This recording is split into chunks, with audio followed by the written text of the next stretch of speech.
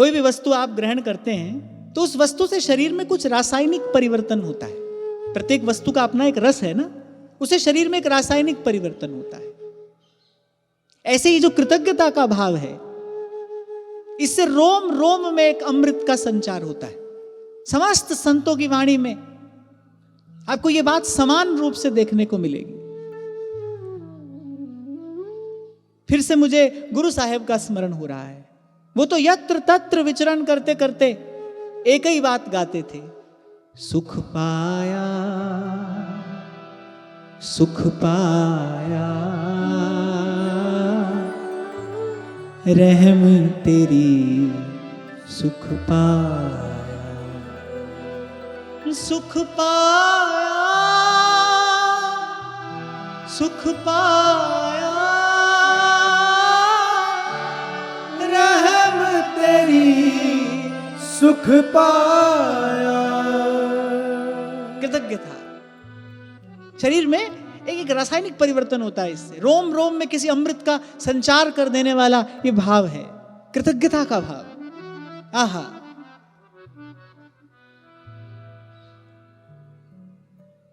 तो हृदय का प्रणाम क्या है? कृतज्ञता, शिकायत नहीं, किंतु परंतु नहीं। हमको जो मिला है वो आवश्यकता से भी अधिक है और हमारी पात्रता से भी अधिक ही प्रभु ने कृपा करके दिया है। इस बात का दृढ़ विश्वास, इस भाव का उदय हो मन में। ये मस्तक झुका रहे, अंजलि पर मस्तक किए और विनय भक्ति के साथ।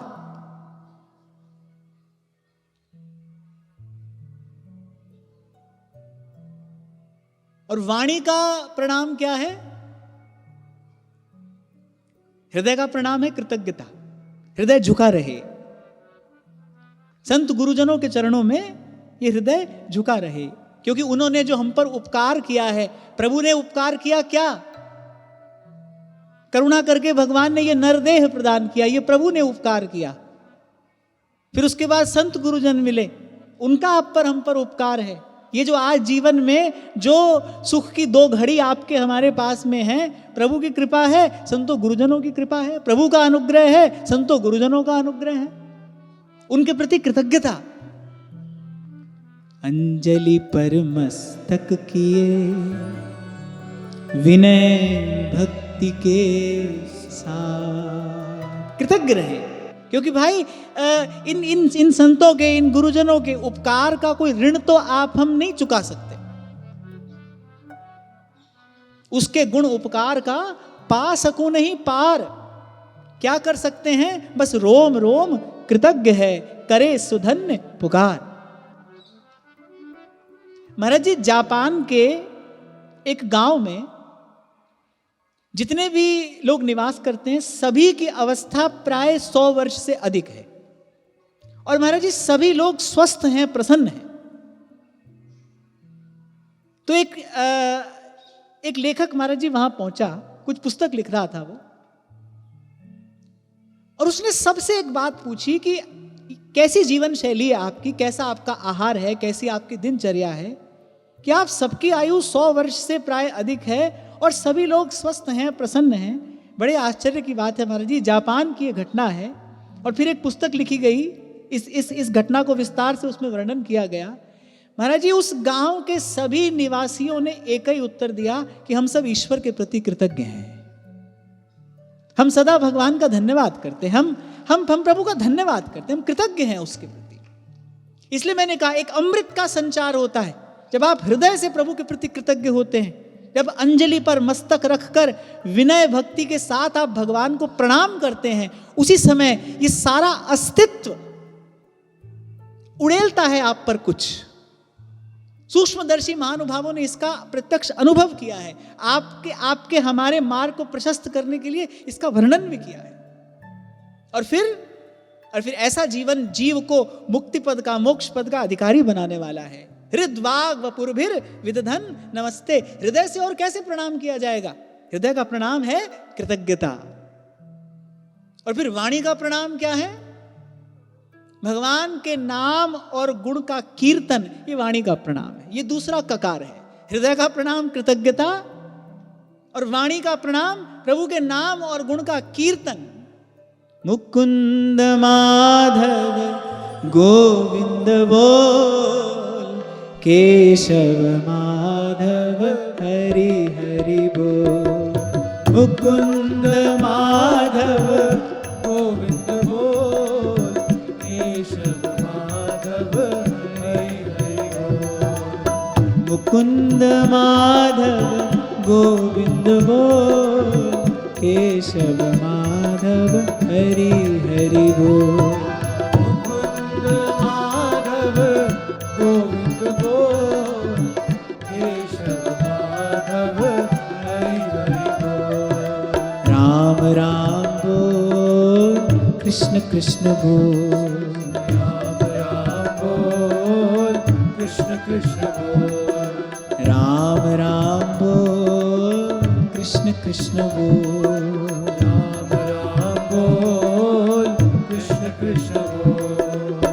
केशव माधव गोविंद बोल, केशव माधव गोविंद बोल, केशव माधव हरि हरि बोल।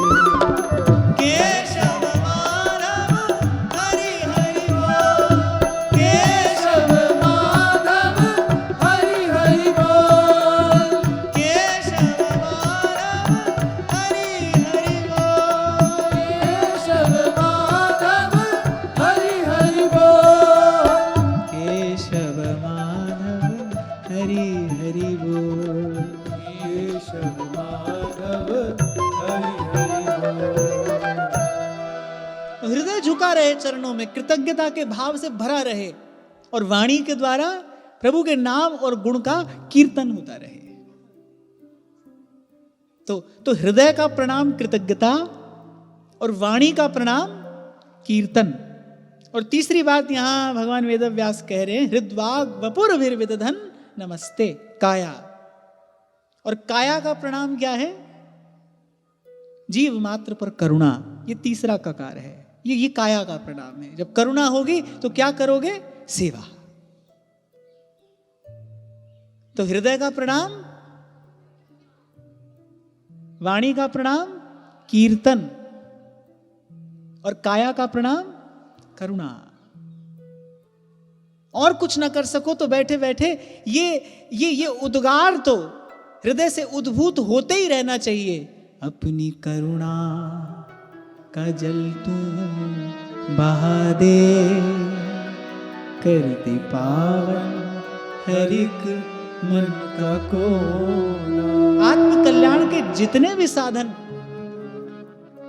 श्रीमद् भागवत में कहे गए हैं, उसमें सबसे पहला साधन आद्योपांत यही कहा है, दया सर्वभूतेषु संतुष्ट्या येन केन वा सर्वेन्द्रियोपशान्त्या च तुष्यत्याशु जनार्दन। हमारी गौड़िया परंपरा में कहा जाता है ना, जीवे दया नामे रुचि। पहले जीवे दया। महाराज जी, हमारे श्री सेवक जी महाराज प्रथम प्रकरण में कहते हैं, सब जीवन सो प्रीत, पहले ये करे, फिर रीति निवाहत आपनी। फिर उसके बाद पहले सब जीवन सो प्रीत, रीति निवाहत आपनी। क्योंकि जब तक ऐसा नहीं होगा, तब तक उपासना पद्धति को, आचार्य चरणों की उस अत्यंत सुकोमल भावना को धारण करने योग्य हृदय बनेगा ही कैसे? इसलिए श्री महाप्रभु जी सिद्धांत में मंगलाचरण करते हैं किस बात से? सब सोहित निष्काम मति। धाम में भी विश्राम किसको मिलेगा? पहले सब सोहित, और सब में भाई चींटी से लेकर युगल सरकार तक सब आते हैं। सब में सब आते हैं, कोई रह नहीं जाता, कोई छूट नहीं जाता।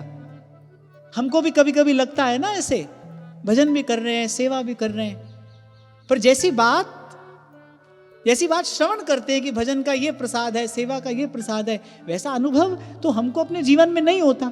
उसका कारण क्या है? उसका कारण ये है कि औषधि तो ले रहे हैं, पर साथ साथ में कुपथ्य भी हो रहा है। बड़ी सुंदर बात कबीर जी कहते हैं, सूत्र है कि राम नाम की औषधि सतगुरु दई बताए, अब औषध खाए और पथ करे ताकि वेद न जाए। अगर औषधि भी ले और साथ साथ में कुपथ्य भी करे तो फिर रोग ठीक नहीं होता। औषधि भी ले और कुपथ्य से भी बचे। हमको ऐसा लगता है, मैं अपनी बात आपसे कह रहा हूं, कि औषधि का सेवन भी हो रहा है पर साथ साथ में कुपथ्य भी हो रहा है। इसीलिए आचार्यों की वाणी में, संतों की वाणी में कभी अश्रद्धा ना हो जाए, उसमें कभी संशय ना हो जाए। उन्होंने तो जो कहा है वो तो बिल्कुल प्रामाणिक है, सदा सर्वदा सत्य है। हमको यदि अपने जीवन में उसका दर्शन नहीं हो रहा है तो उसका एक ही कारण है, नाम तो नाम है। भगवान के नाम के कीर्तन का, भगवान की लीला कथा के गान का प्रसाद तो वही है जो श्रीमद् भागवत में कहा गया है। संसार सिंधुमति दुस्तरमुत्तितीर्षो नान्यः प्लवो भगवतः पुरुषोत्तमस्य लीला कथा रस निषेमण मंतरेण पुंसो भवेद विविध दुख दवार्दितस्य। उसका प्रसाद तो वही है, पर हमसे साथ साथ कुपथ्य भी हो रहा है। और मुझे लगता है सबसे पहला कुपथ्य तो हमारे द्वारा यही होता है, कहीं ना कहीं किसी ना किसी का राग द्वेष के कारण कहीं ना कहीं किसी ना किसी का अहित चिंतन बना रहता है। बस वही पात्र में छिद्र है, भजन का रस ठहरता नहीं, बह जाता है।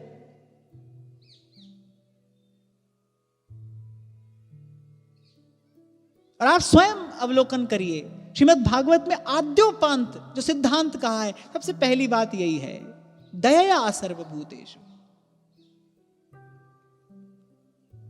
जीव मात्र पर दया। और मैं कहता हूं कि ऐसी सामर्थ्य अपनी न हो कि हम सबका सम्मान कर सकें, फिर इतना तो अवश्य होना चाहिए कि हमारे द्वारा किसी की अवज्ञा नहीं हो, हमारे द्वारा किसी की अवहेलना नहीं हो,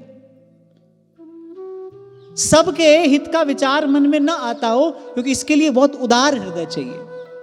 सबके हित का विचार यदि मन में न हो, इतना तो अवश्य होना चाहिए, इस विषय में तो अवश्य सावधान रहना ही चाहिए एक उपासक को, हमारे द्वारा कभी किसी का अहित चिंतन ना होने पाए। ऐसा भाव मन में आने लगे, दौड़कर प्रभु की शरण में जाइए, दौड़कर भगवान नाम की शरण में जाइए। प्रभु, मैं अपने मन को नहीं संभाल पा रहा हूं, आप कृपा करिए, मुझसे कुछ ऐसा ना बन पड़े जो मुझे आपसे दूर ले जाए, मुझसे कुछ ऐसा ना बन पड़े जो आपको ना रुचे, मुझसे कुछ ऐसा ना बन पड़े जो आपको अखरे।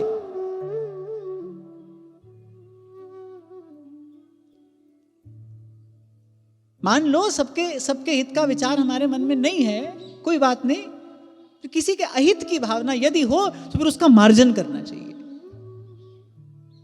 और मार्जन की विधि पुनः यही है, साधन को हरि भजन है, कै सतसंग सहाय।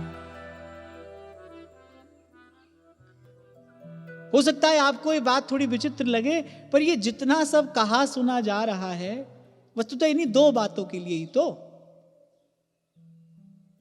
सार की बात तो यही है, अंत में आना तो यही है, लगना तो इसी में है।